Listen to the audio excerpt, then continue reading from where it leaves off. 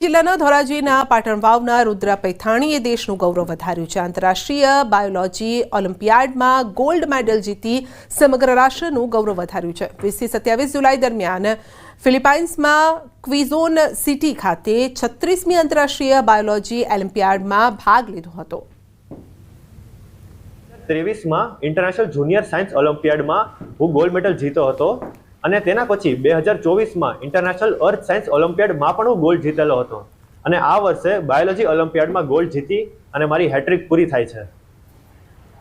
અને જ્યારે હું ગોલ્ડ મેડલ જીતી અને આખા વિશ્વ સામે ત્રિરંગો લહેરાવું છું ત્યારે મને છે।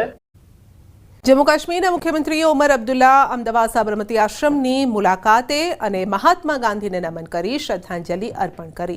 साथे ज तेमणे चरखा कांतवानी पण तक मळी हती। तो आ समये तेओए जे स्टाफ छे तेमनी साथे पण वातचीत करी अने चरखो कांतता पण शीख्या हता। तो दशामाનું વ્રત ચાલી રહ્યું છે અને ટૂંક સમયમાં મૂર્તિઓનું વિસર્જન કરવામાં આવશે અને ત્યારે બનાસકાંઠાના ધાનેરામાં અનોખી મુહિમ હાથ ધરવામાં આવી છે। મૂર્તિઓનું વિસર્જન માટે કૃત્રિમ કુંડ તૈયાર કરાયો છે। એક તરફ પીઓપીની મૂર્તિઓનો ટ્રેન્ડ ચાલી રહ્યો છે અને જે વ્રત બાદ વિસર્જન કરતા પાણીમાં ઓગળતી નથી તો અસ્તવ્યસ્ત હાલતમાં પડી રહેતા ભક્તોની લાગણી દુભાય છે। આથી મૂર્તિ વિસર્જન માટે ધાનેરા લાયન્સ ક્લબના નવા ચૂંટાયેલા પ્રમુખ દ્વારા રમેશ ઠક્કર અને ધાનેરા નગરપાલિકા દ્વારા અલગથી કુંડ તૈયાર કરવામાં આવ્યો છે, જેમાં આ વખતે મૂર્તિ વિસર્જન કરવા માટે અપીલ કરાઈ છે। આ વખતે લાયન્સ ક્લબે એક પહેલ કરી છે કે આપણે લોકોની લાગણી ન દુભાય અને આ મૂર્તિઓનું સન્માન જળવાય।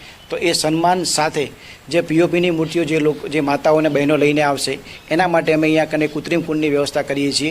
એ કૃત્રિમ કુંડમાં માતાજીની આપણે લઈ ત્યાં કને એને એ કુંડની અંદર પવિત્ર ગંગાજળ છાંટી અને મૂર્તિને ચોખ્ખા પાણીથી અમે એનું સ્નાન કરાવીશું।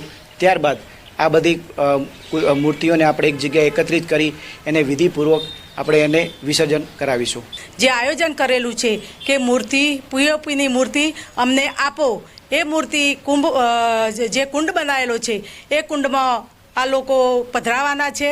હું પણ દશામાનું વ્રત કરું છું અને અમે દર સાલ અહીંયા મામા બાપજીમાં આ મૂર્તિને પધરાવવા માટે આવીએ છીએ, પરંતુ આ વખતે લાયન્સ ક્લબ દ્વારા જે આયોજન કરવામાં આવેલું છે કે પીઓપીની મૂર્તિને અહીંયા પધરાવવામાં પાણીમાં ન આવે તો પ્રદૂષણ અટકી શકે છે। દેવભૂમિ દ્વારકા જિલ્લામાં બાળકોનું ભવિષ્ય અંધકારમય બન્યું છે। 1500 જેટલા શિક્ષકોની ઘટ હોવાથી બાળકોના અભ્યાસ પર ગંભીર અસર થઈ રહી છે। દેવભૂમિ દ્વારકા જિલ્લામાં 3150 શિક્ષકોના મહેકમ સામે માત્ર 1600 શિક્ષક છે અને જ્યારે કે 1530 જેટલા શિક્ષકોની જગ્યા હજુ પણ ખાલી છે। આ ખાલી જગ્યાઓ વહેલી તકે ભરવા એનએસયુઆઈના કાર્યકર્તાઓએ જિલ્લા વિકાસ अधिकारी ने आवेदनपत्र पाठव्યું અને રજૂઆત કરવાની પણ વાત કરી છે। સરકાર શિક્ષકો પાસેથી શિક્ષણ સિવાય અન્ય કોઈ કામ ન કરાવે જેથી શિક્ષકો બાળકોના અભ્યાસ પર પૂરતું ध्यान આપી શકે તેવી પણ માંગ છે। 3150 મહેકમ મંજૂર છે, એની સામે 1300 શિક્ષકોની ઘટ છે। એમાંય 250 શિક્ષકો તો જિલ્લા ફેરબદલી માગી અને તૈયાર બેઠા છે, એટલે એ તો ગમે ત્યારે વયા જાય। એટલે 1550 જેટલા શિક્ષકોની ઘટ છે દેવભૂમિ દ્વારકા જિલ્લાની અંદર। 3150 શિક્ષકની સામે 1550 શિક્ષકોની ઘટ હોય, જે 1600 શિક્ષકો છે એમાંથી 800 શિક્ષકોને શિક્ષણ સિવાયનું અન્ય કામ સતત કરવું પડતું હોય, તો તમે 3150ની સામે માત્ર 800 શિક્ષકો જ ભણાવે તો એમાં કેવી રીતે ભણે ગુજરાત? ભાભરમાં બોરેઠાથી દેવ જતા રસ્તાની હાલત બિસ્માર બની છે અને ગામથી રાધનપુરના દેવગામ જતા કાચા રસ્તામાં વરસાદી પાણી ભરાતા કાદવ કીચડનું રાજ છે। લોકો મુશ્કેલીનો સામનો કરી રહ્યા છે। વર્ષો જૂની સમસ્યા હોવા છતાં પાકા રસ્તાનું નિર્માણ ન થતા સ્થાનિકો ભારે હાલાકી ભોગવી રહ્યા છે। ગ્રામજનો સતત પાકા રસ્તાની માંગ કરી રહ્યા છે અને તંત્ર દ્વારા તાત્કાલિક પગલાં નહીં ભરાય તો આંદોલનની ચીમકી આપી છે। ઘણા સમયથી રસ્તાની તકલીફ છે। અમારા વસવાટ કરતા ઘર અંદર 15-20 છે, એમને આવવા જવાની તકલીફ, કોઈ માદું પડે તો એમ્બ્યુલન્સ તો નથી આવતી પણ લઈને ગામમાં કહી દે આપું। અમારા ટ્રેક્ટર ફસાઈ જાય ગારાની અંદર, એક ટ્રેક્ટરનું તો એન્જિન ફેલ થઈ ગયું છે। આવા છેલ્લા ઘણા સમયથી અમે વેઠી રહેલા છીએ। અમે ઇન્ડિયામાં છીએ કે પાકિસ્તાનમાં છીએ જ ખબર નહીં પડતી। અમે ટેક્સ ભરીએ, ગુજરાત સરકાર અમારો ગવર્મેન્ટ માણસો છે કામમાં, ટેક્સ ભરીએ, ટેક્સ લે ગુજરાત સરકાર, અને અમને કોઈ જાતનું આ સમસ્યાનું કોઈ સોલ્યુશન આવતું નહીં. ધારાસભ્યોને લોકસભાના ઉમેદવારને કીધેલું છે, ધારાસભ્યોને કહેલું છે, લેખિત અરજીઓ આપેલી છે, રજિસ્ટ્રી એડી કરેલી છે, પણ સત્તા પણ અમને ખબર નહીં પડતી. અમે પાકિસ્તાનમાં રહીએ છીએ કે પાકિસ્તાનમાં રહીએ છીએ કે ભારતમાં રહીએ જ ખબર નહીં પડતી અમને. આ અમારો રસ્તો બુરેટાથી દેવનો છે. આ રસ્તામાં કાદવ છે, ચોમાસામાં બિલકુલ ચાલે એવું જ રહેતું નથી અને આવવા જવા માટે તકલીફ છે. ખેડૂતોને ટ્રેક્ટર લઈને જવું હોય તો જતા નથી, જઈ શકાય એવું નથી અને બાળકોને ભણવા જવાની ઘણી તકલીફ પડે છે. એટલે સત્વરે આ રસ્તો સારો થઈ જાય એવી અમે માંગ કરીએ છીએ. સમદારા ગામમાં મેશ્વો નદી પરનો કોઝવે તૂટી પડતા ભારે હાલાકી પડી રહી છે. 2 તાલુકાને જોડતો કોઝવે તૂટી પડતા હજારો વાહન ચાલકોને મુશ્કેલીનો સામનો કરવાનો વારો આવ્યો છે.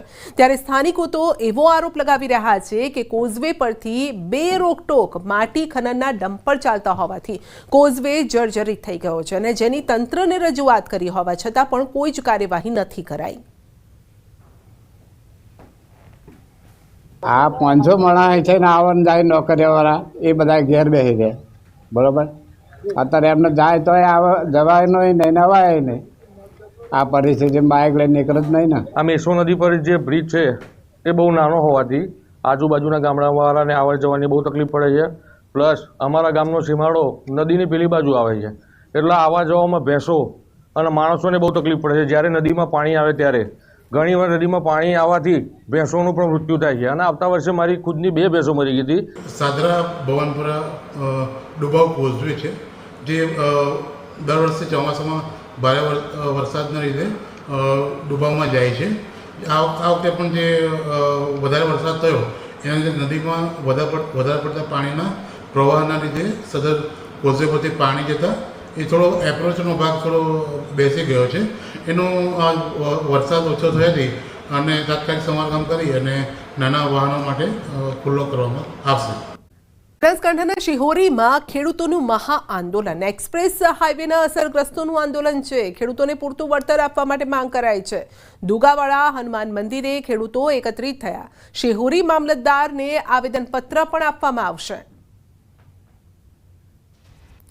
તો દુગાવાડા હનુમાન મંદિરે મોટી સંખ્યામાં ખેડૂતો એકત્રિત થયા હતા. શિહોરી મામલતદારને આવેદનપત્ર આપવા માટે આ મહા આંદોલન છેડાયું છે.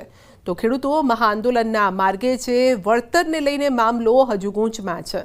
અસરગ્રસ્તોને હજુ પણ વળતર નથી ચૂકવાયું, જેને લઈને તેઓ હવે આંદોલનના માર્ગે છે.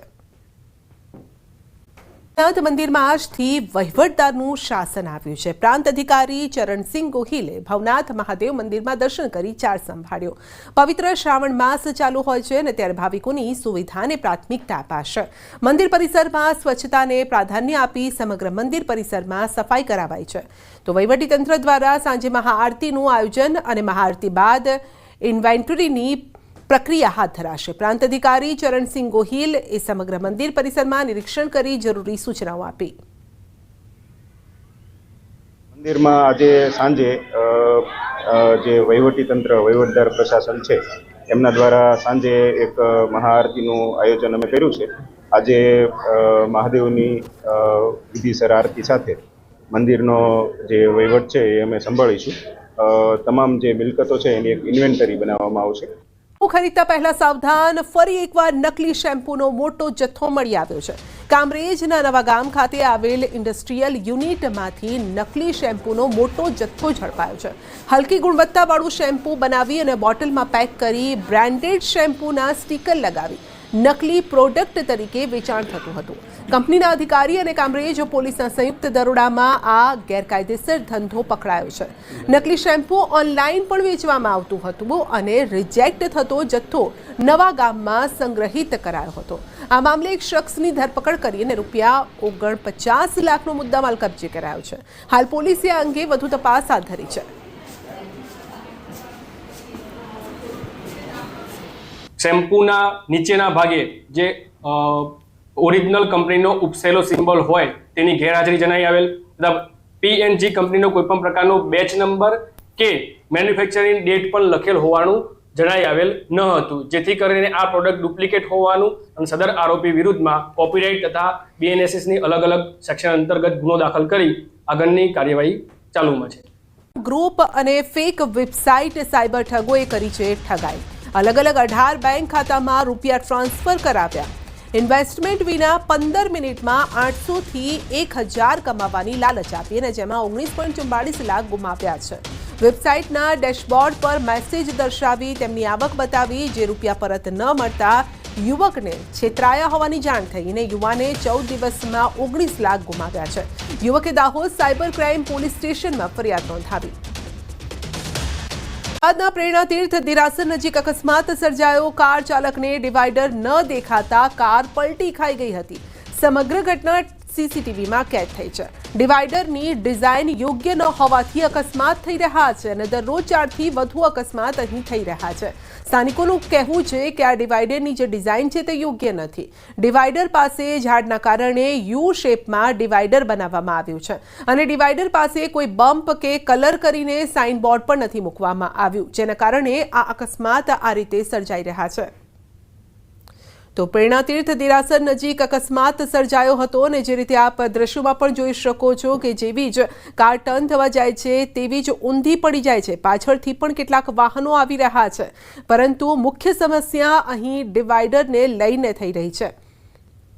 તો જેના કારણે સ્થાનિકો પણ કહી રહ્યા છે કે ડિવાઈડરની ડિઝાઇન યોગ્ય નથી, ત્યાં વૃક્ષ પણ આવેલું છે અને જેના કારણે આ સમસ્યા સર્જાઈ રહી છે. ત્યારે યોગ્ય રીતે આમ તો લોકોને ટ્રાફિકના નિયમોનું પાલન કરવાનું કહેવામાં આવે છે, પરંતુ રસ્તા પર જ જો આ રીતે ડિવાઈડરના પણ નિયમોનું પાલન તંત્ર કરતું હોય તો વધારે સારું છે. અપડેટ મેળવીશું સંવાદદાતા ઋત્વિજ પાસેથી. જી ઋત્વિજ, વધુ એક અકસ્માતની ઘટના. જી, વાત કરીએ તો આ જે બનાવ છે તે પ્રેરણા તીર્થ દેરાસર પાસેનો આ બનાવ છે. જ્યારે આ કાર ચાલક હતો તે પોતે કાર ચલાવી રહ્યો હતો અને અચાનક જ જ્યારે તે આગળ કાર લઈને નીકળ્યો હતો ત્યારે તેને આ ડિવાઈડર જોવા મળ્યું ન હતું અને ડિવાઈડરને ટક્કર વાગતા તેની કાર છે તે પલટી ખાઈ ગઈ હતી. સદનસીબે કોઈ પણ પ્રકારની મોટી કોઈ જાનહાનિ થઈ નથી, પરંતુ મહત્વની બાબત તો એ જ છે કે અગાઉ પણ આ પ્રકારના અનેક ગંભીર અકસ્માતોના બનાવો સામે આવ્યા છે, જેમાં ક્યારેક જે રોડની ડિઝાઇન હોય છે તે ડિઝાઇન પણ અકસ્માત માટે જવાબદાર બનતી હોય છે. એટલે જ્યારે પણ આ પ્રકારના બનાવો બનતા હોય છે ત્યારે ત્વરિત જે ડિઝાઇન રોડની ડિઝાઇન છે તે જે નિષ્ણાંતો હોય છે, એન્જિનિયરો હોય છે, તેની પાસે થી એક વખત ખાસ કરીને ખરાઈ કરવી જોઈએ અને અકસ્માતોનું પ્રમાણ ઘટે તે પ્રમાણે બનાવવું લોકો માટે હિતાવહ સાબિત થઈ શકે છે. જી, આપનો આભાર.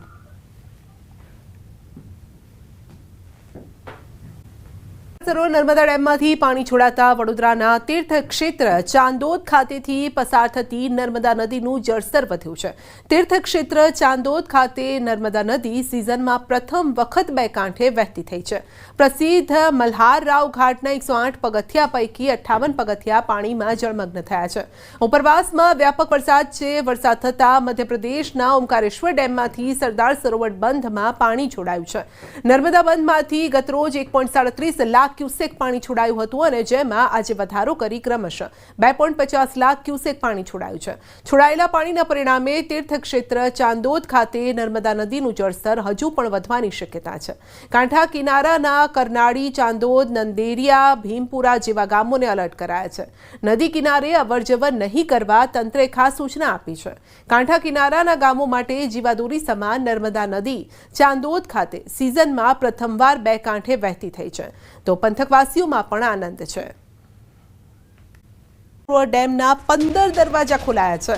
નર્મદા ડેમની સપાટી 133.26 મીટરે પહોંચી છે અને 3.86 લાખ ક્યુસેક પાણી નદીમાં છોડાયું છે. 15 દરવાજા 3.80 મીટર ખોલવામાં આવ્યા છે અને દર કલાકે ડેમની સપાટીમાં 7 સેન્ટીમીટરનો વધારો થઈ રહ્યો છે. નર્મદા ડેમ વોર્નિંગ સ્ટેજ પર આવી ગયો છે અને કાંઠા વિસ્તારોને ખાસ એલર્ટ કરાયા છે. વધુ અપડેટ મેળવીશું સંવાદદાતા દીપક પાસેથી. જી દીપક, નર્મદા ડેમના 15 દરવાજા ખોલાયા, કોને કોને એલર્ટ કરાયા છે, ખાસ શું સાવચેતી રાખવાની છે? બિલકુલ સંજય, ખાસ વાત કરીએ તો છેલ્લા 2 દિવસથી નર્મદા ડેમના ઉપરવાસમાંથી જે લાખો ક્યુસેક પાણી આવી રહ્યું છે, જેને લઈ નર્મદા ડેમની સપાટીમાં ઉતરતો વધારો નોંધાઈ રહ્યો છે. હાલ વાત કરીએ તો જે નર્મદા ડેમમાં ઉપરવાસમાંથી 4,27,790 ક્યુસેક પાણીની આવક થતા નર્મદા ડેમના જે 10 દરવાજા, જેના 15 દરવાજા કરી દેવામાં આવ્યા છે અને આ 15 દરવાજા 3.80 મીટર ખોલવામાં આવ્યા છે, જેના થકી જે નર્મદા નદીમાં 3,86,270 ક્યુસેક પાણી જે વહી રહ્યું છે તે નર્મદા નદીને જે કાંઠા વિસ્તાર જે છે ભરૂચ, નર્મદા અને વડોદરાના 27 ગામોને એલર્ટ પર મૂકી દેવામાં આવ્યા છે. કહી શકાય કે જે કાંઠા વિસ્તારના જેટલા ગામો છે એ ગામોને સીધું પાણી અસર કરી શકે છે અને જેને લઈ તંત્ર સચોટ છે અને નર્મદા પોલીસ, NDRF અને SDRFની ટીમો પણ જે કાંઠા વિસ્તારના ગામો છે જ્યાં મૂકી દેવામાં આવી છે. કહી શકાય કે આ સીધું જે પાણી છે એ ભરૂચને પહેલા અસર કરી શકે છે, કારણ કે જે ભરૂચમાં દરિયાને મળે છે જે પાણી, ત્યારે હાલ તો જે નર્મદાનું જે પાણી વહી રહ્યું છે જે લગભગ સાંજ સુધીમાં 4 થી 4.5 લાખ ક્યુસેક થશે. અત્યારે તો 3,86,000 છે, પરંતુ જે આવરો જે છે મધ્યપ્રદેશમાંથી જે પાણીની આવકને લીધે નર્મદા ડેમની સપાટી પણ ઉત્તર વધી રહી છે. કહી શકાય કે જે હાલની નર્મદા ડેમની સપાટી 133 મીટરને પાર થઈ ચૂકી છે, ત્યારે હજુ પણ જે દર કલાકે 7 થી 8 સેન્ટીમીટરનો વધારો નોંધાઈ રહ્યો છે. પરંતુ એની સામે આવક પણ વધી રહી છે, એટલે નર્મદા ડેમના દરવાજા જે 1.5 મીટર હતા જેને 15 દરવાજા કરી 3.80 મીટર ખોલવામાં આવ્યા છે અને નર્મદા નદી જે છે એ 2 કાંઠે વહેતી થઈ છે. જી, આપનો આભાર.